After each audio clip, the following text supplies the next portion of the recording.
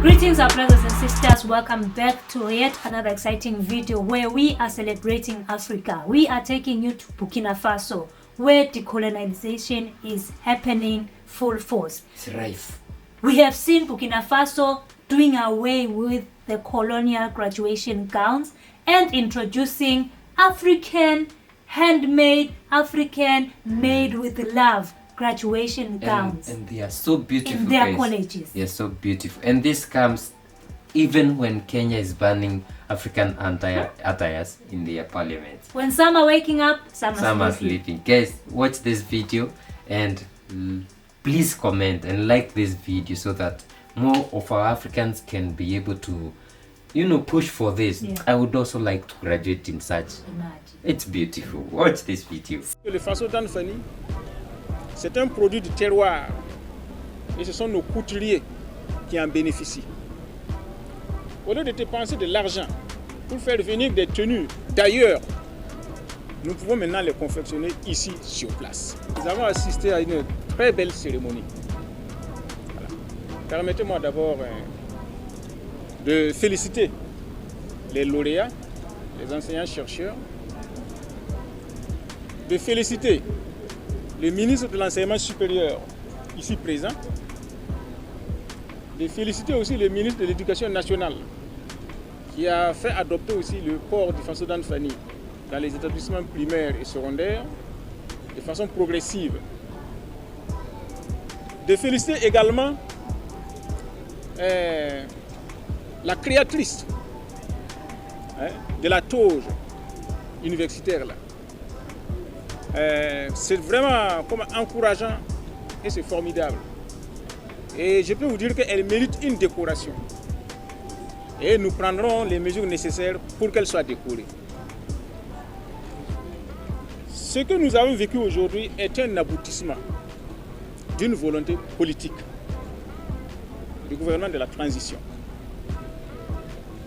Une volonté politique qui revêt deux caractères.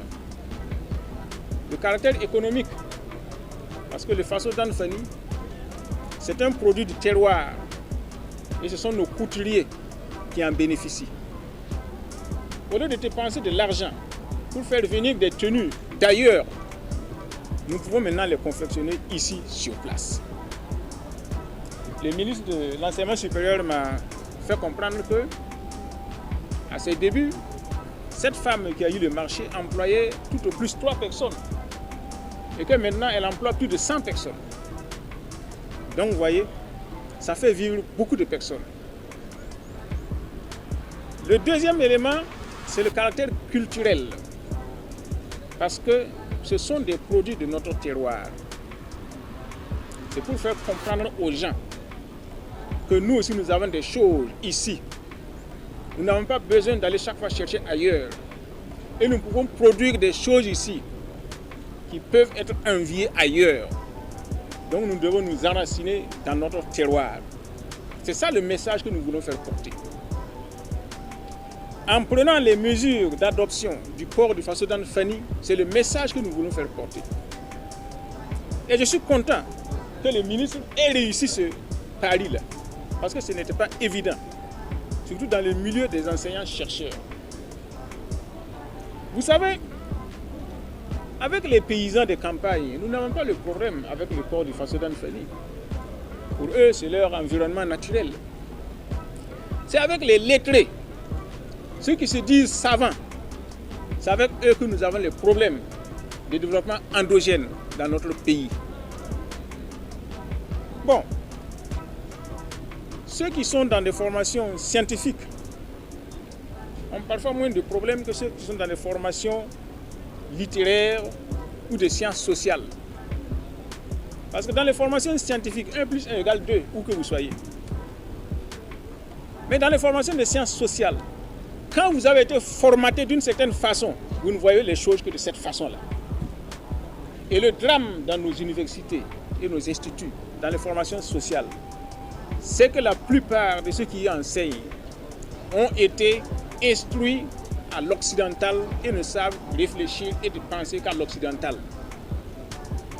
Or, le but de la recherche et de l'enseignement, c'est de pouvoir s'adapter à son milieu. vous ne pouvez pas être formé en sciences sociales, venir ici au Burkina Faso, raisonner comme si vous étiez en France, en Allemagne ou aux États-Unis. Ce que vous avez formé là, quel est son rapport par rapport à la société dans laquelle vous vivez? C'est ça que nous voulons. Le ministre a bien fait de faire expliquer la signification de la toge en face d'Anne Fanny des enseignants d'université. C'est l'ancrage à notre terroir. Même si vous avez étudié le droit ou la sociologie à Bordeaux ou à Manchester, vous revenez au Burkina Faso là, comment vous pouvez appliquer cette connaissance-là ici, à d'autres sociétés? Il ne faut pas venir ici nous raisonner comme si vous étiez à Manchester ou à Bordeaux. C'est ça le symbolique du port du Faso d'Anne Fanny. C'est ça que nous voulons que les gens réalisent. Nous devons maintenant travailler pour notre société. Quelles que soient nos connaissances, quel que soit l'endroit où nous avons appris, arriver ici, il faut se réacculturer, se réapproprier notre culture et voir comment nous pouvons utiliser ce savoir-là pour notre société, en fonction de notre société. Dorénavant, le professeur burkinabé qui va sortir à l'extérieur avec cette toge reflète déjà son identité. Et c'est les valeurs du Burkina Faso qui vont se refléter. Et je puisse vous assurer que beaucoup d'enseignants de l'extérieur voudront suivre notre exemple. Ça, c'est un premier pas. Comme j'ai dit, je félicite vraiment le ministre de l'Enseignement supérieur qui s'y est adonné avec abnégation. Je félicite également le ministre de l'Éducation nationale qui a réussi aussi son pari. Et je peux vous dire, tous les autres corps devront s'y mettre. Nous attendons maintenant les corps judiciaires, magistrats et avocats. Nous attendons les corps préfectoraux, les préfets, les hauts commissaires, les gouverneurs. Nous attendons les corps de la santé, depuis les matrones, les infirmières, les sages-femmes jusqu'aux médecins. Nous attendons, le président de l'Assemblée nationale vient de me dire que les tenues des députés seront aussi en Faso d'Anne Fanny. Donc, tous nous aurons recours au Faso d'Anne Fanny pour le bonheur de nos paysans et de nos artisans et de nos couturières et de nos couturiers et créateurs. Il faut que nous consommions ce que nous-mêmes nous produisons pour l'intérêt de notre propre peuple. Plutôt que de prendre notre argent, amener ailleurs à ceux qui vont prendre ça, s'armer et venir nous combattre encore. Soyons logiques. Donc c'est une phase qui a commencé et c'est notre objectif, travailler pour notre société. Voilà. C'est ce message-là que je voulais transmettre. Et je vous demande à vous de la presse d'être nos interlocuteurs auprès de la masse. À vous aussi de la presse de savoir vous adapter à la société. Quand vous écrivez là, posez-vous la question. Est-ce que c'est pour l'intérêt de mon peuple ou bien est-ce que c'est pour l'intérêt d'une seule catégorie de personnes? Chacun doit pouvoir se renier lui-même en tant que privilégié, en tant que bourgeois, pour renaître en tant que citoyen ordinaire burkinabé. C'est comme ça que nous pouvons développer notre pays. C'est pas quand vous faites vos études de journaliste là, posez-vous la question. En tant que journaliste, comment je peux travailler pour l'intérêt de mon pays? Voilà. Donc chacun dans son domaine doit se poser cette question. C'est tout ça la symbolique du port de la toge. Peut-être faudrait-il qu'on conçoive une tenue aussi pour les journalistes, en face d'Anne Fanny. Comme ça, dès que tu vas porter ta tenue d'Anne Fanny, tu vas te rendre compte que je suis burkinabé, je dois travailler en burkinabé. J'ai saisi cette occasion pour vous dire, moi je porte souvent des costumes, c'est en face d'Anne Fanny. Les burkinabés qui sont déconnectés de la réalité, ils croient que c'est des tissus importés.